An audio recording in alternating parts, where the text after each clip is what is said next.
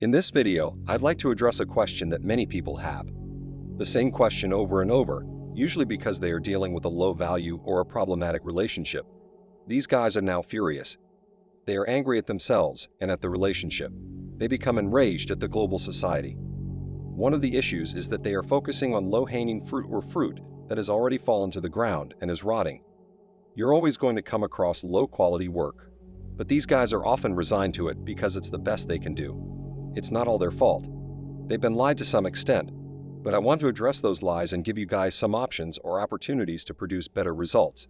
So you don't have to call a couple of random guys off the internet and say, I'm having problems with this girl who is 10 years older than me and brings 2 different kids from 2 different fathers to the relationship, and she has these personality disorders. When it comes to doing well in a lovemaking marketplace or having good experiences for yourself as a guy, looks, money, status, and to some extent fame all matter a great deal. When it comes to females, you'll have a difficult time if you're a low-value guy. You'll get disappointing results. You'll be treated like a plow horse. You'll end up with low-hanging fruit that's 10 years older than you and brings all kinds of baggage to the table that you shouldn't have to deal with. If you're a 30-year-old man, a high-value 30-year-old man can date or get involved with a woman 8, 9, or 10 years their junior, but I frequently see them resigning themselves to low-value relationships because they're missing something. On a scale of 1 to 10, with 10 representing the very best version of yourself, meaning you can't get any higher than a 10 for yourself, without comparing yourself to anyone else or comparing oneself to the worst. Frequently, the response is less than 5. That's how you end up in an environment or a situation where you're going to be in a frustrating relationship, where you might be treated like a plow horse or an ATM, or you get involved with a single mommy who has kids who will abuse you or treat you like crap. Here's what I'd suggest you do if you're a 5 or 6 or lower. I'd recommend going into monk mode when you want to disconnect from the lovemaking marketplace and reallocate your time, effort, resources, and money all within yourself. Rather than going and chasing tail, this is where you will get the best ROI throughout your entire life. Stop chasing tails and start chasing excellence. When you're a man of vision, purpose, and passion, you make a small dent in the universe.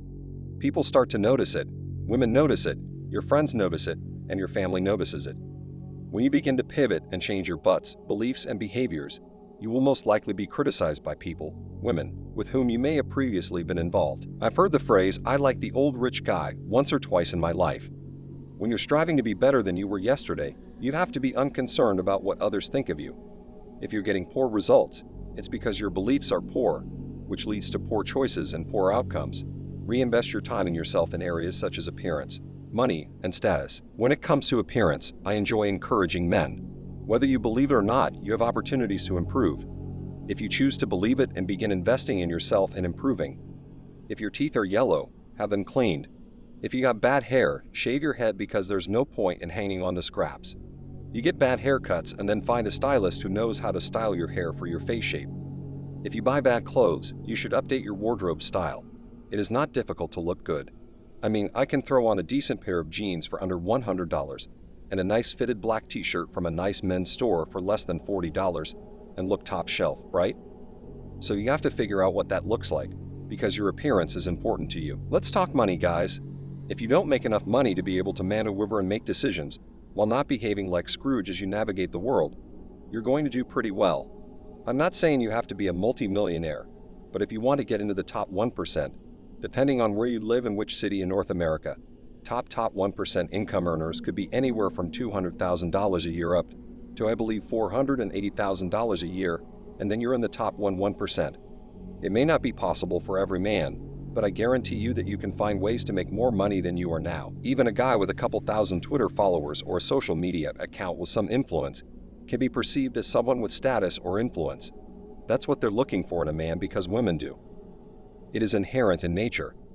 I've talked a lot about hypergamy on the channel, and it really comes down to her asking herself, is this the best I can do? A 7 out of 10 will not get along with a 5 out of 10. It's just not going to happen, so you're going to have a bad time. You'll end up with low-quality, low-tier women and frustrating, difficult results, and the juice will simply not be worth the squeeze.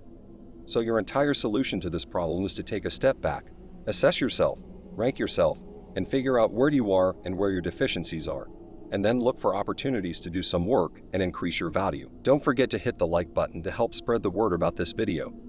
Thank you for taking your daily dose of red pills, and remember that a red pill a day keeps bad poker hands away. So have a good rest of your day and cheers.